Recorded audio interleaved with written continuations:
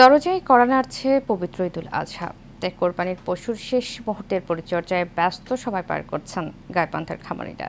এবছরে জেলায় ছোট বড় ২৯,২৭৫টি খামারে লালন পালন করা হয়েছে প্রায় ২ লাখ কোরবানির পশু। ভারত থেকে কোরবানির পশু আমদানি না হলে ভালো লাভের আশা করছেন খামারিরা। খালিদ হোসেনের তথ্য ছবিতে আরও জানাচ্ছেন শেখ ফাহিম।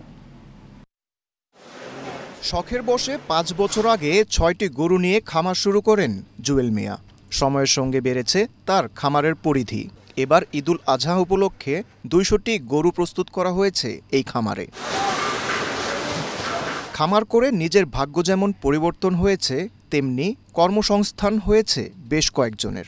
আমি ৫-৬টা গরু কিনে গরু সেল করি। সেল করার পর দেখি যে লোকজনও খাটে, সারা বছর লোকজন খাটে, নিজেও আসি এখানে সময় দিতে পারি। শখের বছর আজকে ২০০-র উপর পার হয়েছে। আশা করতেছি সামনের বছর আরও বাড়াবো। এখন যদি বাইরে গরু না ঢোকে আশা করি ভালো হবে, আর বাইরে গরু ঢুকলে তো আমাদের খামারের ব্যবসা লস হয়ে যাবে। এখানে সুন্দর সুন্দর গরু দেশি, সাহিওয়াল, তারপরে একটা হরিয়ানা, এই গরুগুলোর সঙ্গে আমরা মানুষের মধ্যে যতটা সম্পর্ক ঠিক আমাদের সঙ্গে তার থেকেও অনেক বেশি হয়ে গেছে।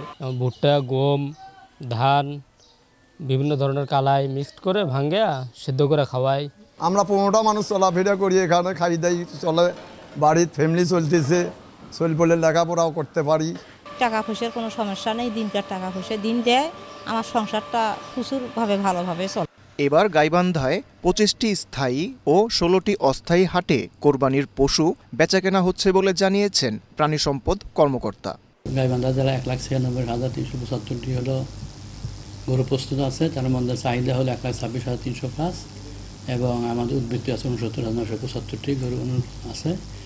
আর আমাদের এখানে ছোট বড় মিলিয়ে প্রায় ২৯,২৭৫টা হলো আমাদের খামার আছে।